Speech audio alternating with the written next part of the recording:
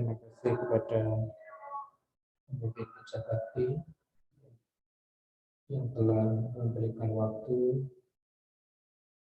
Terima kasih juga kepada Romo yang telah memberikan kesempatan. Terima kasih juga kepada para donatur yang telah menyokong kehidupan kami, para Bapak Cita yang stay di sini ataupun di tempat lain. Namo Sang Hyang Adi Budaya, Namo Buddhaya. Yang saya hormati Bapak Romo dan Saudara Sedharma, pada sore hari ini adalah minggu kedua ya. Jadi minggu kedua saya berada di Sumbar. Ini sudah tanggal 26 atau 27? Hah? Berarti nggak ngantuk ya. Ini ada tanggal 27. Besok tanggal 28. Ke depan kita juga akan berjumpa kembali. Nggak tahu kapan ya, karena hidup ini masa depan adalah prediksi. Namanya prediksi, kita sendiri yang mendesain ya. Jadi sore hari ini saya ada sebuah topik atau tema, yaitu tentang keakuan. Jadi konsep ini kenapa diambil? Karena pada dasarnya saya juga masih kurang terkontrol dalam keakuan. Jadi ketika saya menyampaikan sesuatu, pertama adalah reminding untuk saya sendiri dan berbagi untuk mereka yang benar-benar memahami. Di dalam proses mendengarkan Dhamma, itu kita seperti cangkir, belajar seperti cangkir. Ada orang kalau ngambil air minum, kita tidak memeriksa cangkirnya ternyata kotor. Setelah ngambil air minum, airnya nggak bisa diminum. Nah ini ibarat orang sebelum dengar ceramah sudah punya prasangka dulu. Paling topiknya cuma itu aja gitu. Atau dia punya pandangan tersendiri. Ada juga cangkirnya yang bocor nih. Tapi sementara ini sih belum pernah lihat cangkir bocor ya. Atau minimal kantong yang bolong lah. Ketika kita nih ya ada suatu ibarat, ada orang yang ketika mau melakukan perbuatan baik, dia berjanji memasukkan sebuah benda ke dalam kantong. Tapi dia tidak menyadari kalau kantongnya itu bolong. Sebanyak benda dimasukkan, kantong itu bisa penuh? Tidak, karena kantongnya bolong. Nah, kantong bolong atau gelas yang bocor itu ibarat kita sering melakukan kebajikan, tapi kita pikirannya kurang tertata dengan rapi, ya, ucapannya nggak segan-segan kalau ya get angry, pas marah itu nggak segan-segan untuk mengatakan yang membuat orang itu susah melupakan. Kadang kalau dilukai secara fisik itu bisa terlupakan. Tapi kalau dengan kata-kata, ya bagi orang yang nggak bijak, akan diingat terus. Pernah nggak disakiti dengan kata-kata? Pernah? Atau memang selama hidupnya belum pernah disakiti dengan kata-kata? Jadi suatu ketika ini ya sebuah perjalanan, karena hidup kita ini adalah sebuah perjalanan.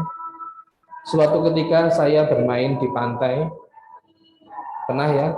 Anda pernah bermain di pantai? Kalau enggak besok pagi saya ajak, itu di depan ada pantai. Tapi pantai di sini enggak, Romo? di pantai ya, waktu itu kita ke Jogja ya, ke Jawa lah. Itu di pantai kita menulis misalnya nama kita di pantai. Misalnya namanya adalah Badra Budi. Ketika ada ombak, namanya itu lambat laun akan hilang. Yang pertama mulai samar-samar ya. Yang kedua mulai juga, dan yang terakhir nama itu juga bisa hilang. Nah, ini ibarat orang yang kadang mengalami suatu peristiwa baik perlakuan orang ya, baik atau buruk. Kadang kita itu bisa melupakan melalui waktu. Tergantung nih kadarnya. Ya, misalnya Ibu Cincing misalnya. Beliau menjadi kepala sekolah. Otomatis dalam perjalanan kerjanya itu ada sesuatu yang bisa dilupakan atau yang nggak bisa dilupakan. Nah, itu tergantung kita mau seperti tulisan di pasir atau tulisan di batu. Kalau tulisan di batu, sebanyak apapun air itu, tulisan bisa hilang? Enggak. Nah, kadang orang kita diharapkan untuk mengingat sesuatu yang baik atau yang buruk, itu kadang-kadang seperti tulisan di batu. Ada dua pandangan, kalau itu kebajikan orang lain, ingatlah seperti tulisan di batu, jangan pernah dilupakan, sekecil apapun itu. Ya, walaupun hanya sekedar mereka memberikan mungkin jeruk, ya mungkin memberikan suatu support, ya memberikan suatu motivasi, itu ingatlah seperti tulisan di batu yang kena air nggak akan hilang. Ingat terus. Tapi kalau perlakuan orang yang buruk kepada kita, lupakanlah seperti tulisan di pasir itu. Pelan-pelan kita harus bisa melupakan. Oh, enggak bisa, Bende, itu sakit. Memang iya, sakit. Tapi pelan-pelan, ya kita butuh proses untuk melupakan. Semakin diingat perlakuan orang lain yang buruk kepada kita, maka ada hatred atau kebencian. Dan kebencian yang kita bawa inilah yang membawa kita itu akan luka. Kita akan mudah gelisah, ada kejengkelan di sana. Mending kalau cuma kejengkelan, kalau mempengaruhi orang lain, dampaknya akan lebih buruk di situ. Maka ibu bapak dan saudara, ya pesan dari cerita ini adalah bagaimana memposisikan diri Anda. Dan tujuannya adalah memperhalus egois kita.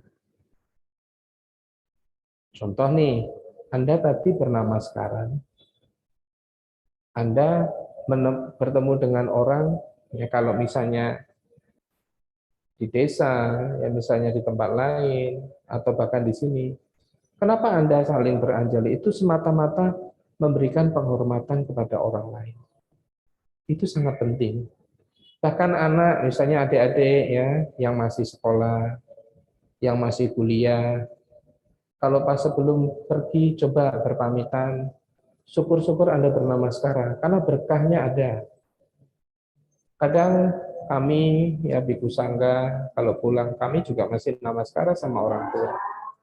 Saat orang tua ulang tahun, kami bernama sekarang. Karena kami masih butuh berkah, minimal kesehatan. Ya, Ibu bapak dan saudara, ini baru pembukaan. Jadi untuk poinnya berikutnya, ini ada sebuah cerita. Cerita ini tentang kehidupan Bodhisatwa. Bodhisatwa itu adalah calon Buddha, dan Buddha yang saya maksud adalah Buddha Gautama. Nah, simbolnya ada di belakang. Ingat, rupang itu simbol ya. Jadi Anda jangan mendewakan rupang. Ya, rupang ini hanya sekedar simbol. Jangan gara-gara rupang Anda terlalu melekati atau bahkan avoid it, ya, atau menghindarinya. Ini sebagai simbol. Ya. Kalau diteliti apakah Buddha seperti itu, minimal itu perwujudan Buddha. Coba perhatikan Rupang itu, kalau diperhatikan sangat adem mukanya, teduh. Ya, itu. Ini simbolnya. Jadi kala itu Bodhisattva terlahir menjadi seorang Brahmana. Ya, Brahmana itu kehidupannya ya dia yang berhubungan dengan tindakan spiritual. Brahmana ini hidup di kalangan masyarakat. Ya kayak kita nih, ini kalau di India kami termasuk kasta Brahmana karena kami memimpin upacara atau melakukan tindakan spiritual, itu kami contohnya ya Brahmana. Nah, karena kehidupannya di kalangan masyarakat dia merasa tidak tenang ini Brahmana ini. Kan tujuan saya bukan itu, saya harus menghindari dengan kehidupan dunia misalnya. Terus Brahmana itu akhirnya pergi ke suatu tempat atau bisa dikatakan itu hutan. Setelah pergi di hutan, ya beberapa waktu kemudian dia makan, ya melalui buah yang jatuh, ada yang sedekah ya dimakan. Makanya ada istilah kalau bernama Bante jangan tanya, Bante ini hauce atau po hauce. Kami tuh bingung jawabnya. Nanti dibilang hauce besok nambahnya lebih banyak. Kalau enggak hauce, aduh Bante ini cak mano ya. Jadi tolong ya kalau mempersembahkan makanan dia persembahkan dengan penuh hormat dan Anda merasa puas dan bahagia di situ. Masalah nanti dimakan bantenya merasa haus atau enggak itu urusan lain. Yang penting Anda sudah mempersembahkan, ini sudah untuk kenyang bantenya atau kenyang untuk yang menerima dan bermanfaat, itu aja sudah ya. Jangan dibilang enak atau enggak, nanti bantenya bingung ya. Bilang enak besok nambah banyak, enggak enak juga jadi masalah nanti. Akhirnya sang Brahmana ini ya dia berhari-hari sudah makan sesuai dengan kebutuhan, karena makan itu adalah kebutuhan bukan keinginan. Yang membuat keinginan itu adalah selera, ingin makannya yang haujet kadang. Singkat waktu ya karena sang Brahmana ini punya cepe yang luar biasa, cinta kasih. Cinta kasihnya sangat luar biasa. Bahkan seekor macan pun tidak menyerang dia, saking punya cinta kasih. Ada macan yang sedang kelaparan. Macan itu sedang kelaparan dan macan itu punya anak. Ternyata sang bodhisattva itu yang terlahir menjadi seorang Brahmana itu sudah bisa membaca pikiran si macan. Macan ini lambat laun, babon macan ini, tahu babon ya? Babon tahu nggak? Induknya, ya, induk macan ini ternyata punya hasrat ingin makan anaknya karena dia lapar. Karena sang anak itu, ya namanya ibunya, sang anak itu merasa percaya dan tidak takut dengan ibunya karena dia merasa anaknya. Tapi bodhisattva ini melihat anaknya tidak takut, tapi induknya itu pengen makan anaknya.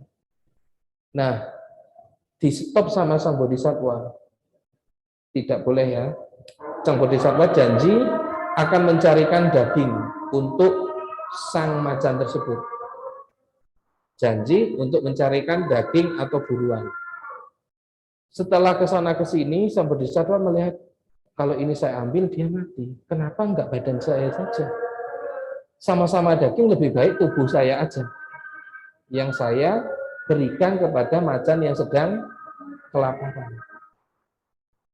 Tetapi ada muridnya sang Brahmana itu namanya Ajita. Ya. Sang Ajita ini mencegah gurunya, jangan. Guru jangan mempersembahkan dagingnya. Karena guru harus menyempurnakan itu. Tidak. Karena saya harus berkorban untuk melengkapi parami saya. Karena bodhisattva terlahir menjadi makhluk-makhluk itu beliau yang menginginkan dan beliau ingin melengkapi dasa paramitanya, menyempurnakan dasa paramita. Salah satunya adalah abhaya dana, dana kehidupan, atau yang disebut dengan abhaya dana. Kalau Anda mempersembahkan ke kami itu salah satunya adalah amisa dana. Kalau saya hari ini namanya dhamma dana. Anda mendengar ini dhamma sawana, semua punya kebajikan. Ya, berdana kehidupan tadi apa namanya? Abhaya dana.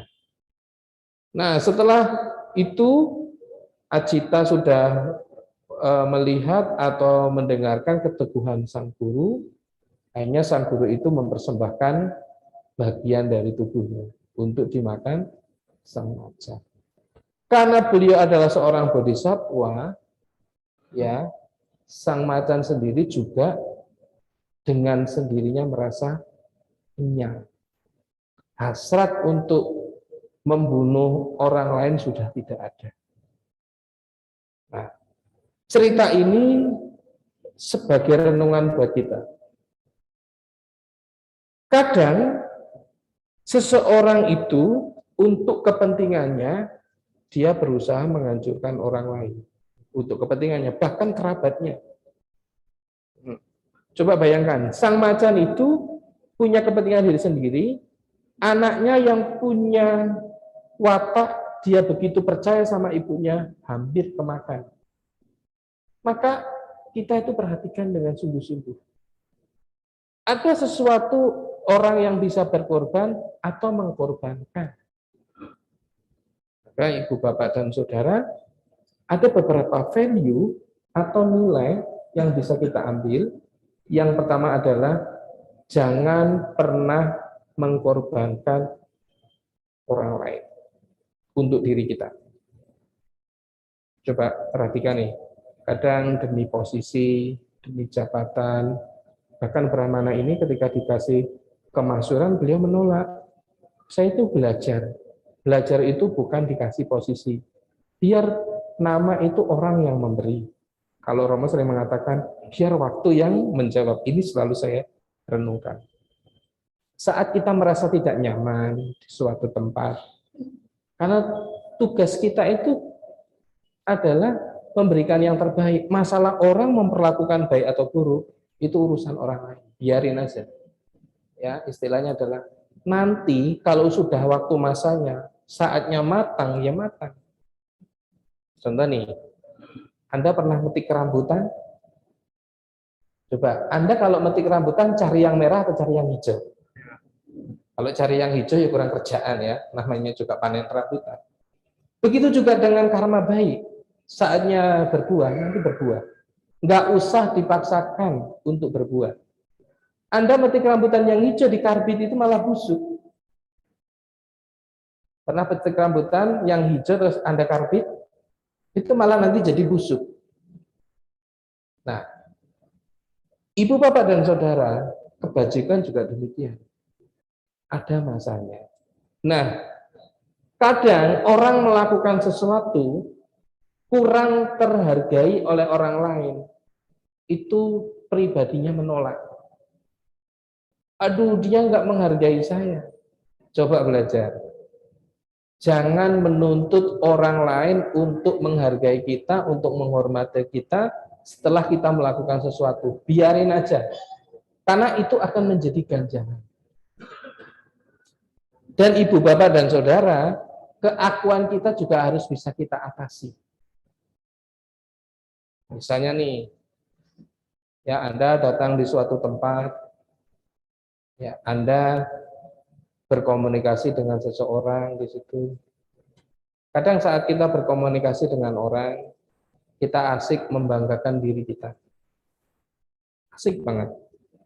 Ya, contohnya menceritakan anaknya, ya, menceritakan kesuksesannya, menceritakan pendapatannya, menceritakan kedermawanannya, menceritakan hal-hal yang sesungguhnya tidak perlu diceritakan. Sementara kawan bicaranya itu dia kadang jarang berbicara.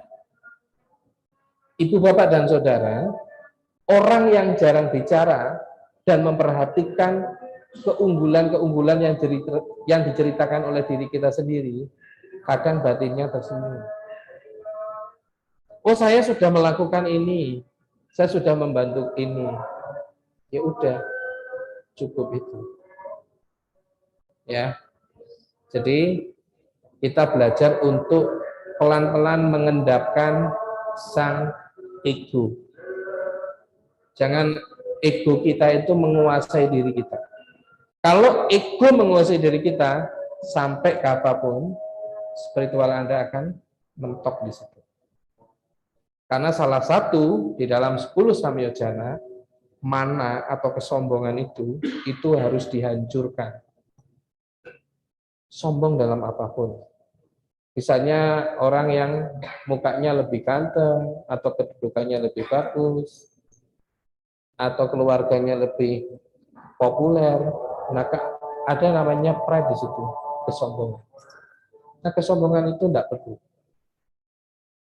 Bahkan ya untuk ke depan, misalnya kenapa Anda saat bermeditasi, Anda itu merenung di dalam, kita bukan hanya semata-mata mengamati keluar masuk nafas.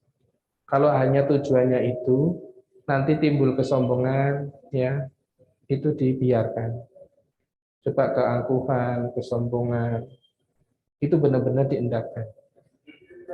Saat kita berbicara dengan kawan, ya bahkan kenapa Anda ketemu Romo harus menghormat, Anda ketemu para biku harus menghormat, ya nggak harus sih, sikap yang mestinya. Anda ketemu orang tua itu harus menghormat. Itu semata-mata agar Anda itu tidak terlalu membanggakan diri sendiri. Keberhasilan Anda, kesuksesan Anda itu ada orang lain yang berperan. Bahkan tingkatan spiritual juga ada orang lain yang berperan. Kesuksesan apapun ada orang lain yang berperan. Apalagi kami dari bangun tidur sampai nutup mata itu sangat dibantu oleh perumah tangga. Dari fasilitas, ya dari makan. Makanya Romo kalau tanya, Bante mau makan hari ini makan di sini atau enggak, itu salah satu bentuk cara beliau berkomunikasi dengan saya. Saya ngasih info, oh ya hari ini saya enggak makan ini Romo. Nah itu salah satu. Jangan sampai nanti ada sesuatu yang sudah dipersembahkan kami mengabaikan, itu juga tidak boleh. Ya. Yang dipersembahkan harus diterima dan diperlakukan dengan baik, apapun bentuknya. Maka saya sering mengatakan ibu bapak dan saudara, kalau mau melakukan dana apapun coba konfirmasi sama orang wihara. Jangan nanti mempersembahkan itu nanti kebanyakan, bikunya cuma satu. Kalau di sini kadang umat mau makan juga merasa pikuk, nggak dimakan juga bagaimana. Maka saya kalau melihat ada banyak, saya kasih tahu nih. Mungkin saya kasih tahu Romo, atau ada Mbak Ashley, atau satunya itu siapa namanya, Puspita. Biar mereka juga sebagai perantara untuk menerima. Nah, karena ibu bapak dan saudara, apa yang kita miliki ini sesungguhnya tidak 100% milik kita. Ini pikiran kita harus open minded di situ. Terus yang kedua, ada sebuah cerita, yaitu tentang anak B2. Ya, anak B2 tahu ya, saya mau cerita BABI itu mulusnya nggak sanggup ya. Tapi sebenarnya itu nama hewan ya. Jadi ada cerita ya, itu tentang babi ya, maaf ini saya sebut ya, katakanlah babinya itu saya kasih nama ya Adi lah, biar enak ceritanya ya. Si Adi ini punya induk ya, induknya tentu saja yaitu induknya Adi. Nah, si Adi ini adalah jelmaan dari Bodhisatwa. Kala itu Bodhisatwa itu terlahir sesuai dengan keinginan beliau. Ingat, ketika Bodhisattva sudah berikrar, beliau akan menyempurnakan paramitinya, beliau itu terlahir sesuai dengan kemauan beliau. Nah, Bodhisattva itu terlahir menjadi si Adi ini. Nah, si Adi itu melihat ibunya yang galak. Nah, ibunya galak, ibunya itu kalau makan juga nggak bisa berbagi dengan temannya. Nah, kadang biasanya kalau makan itu yang ngalah ibunya atau anaknya. Biasanya. Hah? Kalau Anda makan nih, ada 2 piring misalnya makan. Yang ngalah biasanya ibunya atau anaknya. Anaknya. Nah, kalau anaknya ibu ini nggak tahu nih ibu apa ini ya.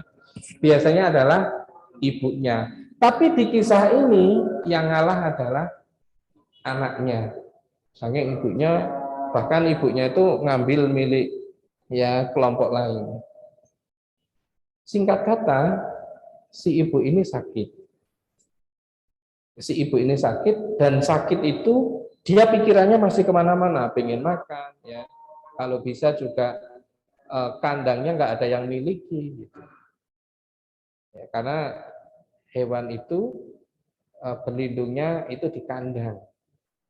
Maka ada istilah hewan yang besar apanya? Ya yang besar rumahnya, bukan badannya. Ya. Jadi dia di kandang itu ketika dia mau mati, pikirannya tuh masih, oh ini jangan dimiliki, jangan dimiliki. Akhirnya sang bodhisatwa memberikan pencerahan kepada ibunya. Ya. Saya bukan anakmu yang menyebutkan ya, saya bukan milikmu, tempat ini juga bukan milikmu, apa yang ada dalam dirimu juga bukan milikmu. Semuanya itu hanya ya satu kesatuan untuk jalan kehidupan. Karena orang mau mati ya atau makhluk yang mau mati biasanya itu lebih sadar. Kalau orang mau mati baru sadar. Kalau belum ya nggak sadar-sadar. Jadi ada ibu-ibu ya. Bante kalau saya sadar itu ada orang sadar itu biasanya kalau sudah di tempat segi 4 itu baru sadar katanya. Jangan sampai kita sadar itu pas menjelang mau mati. Gunanya Anda datang ke wihara selain untuk mengikis keegoan, untuk menyadarkan diri Anda. Menyadarkan diri Anda.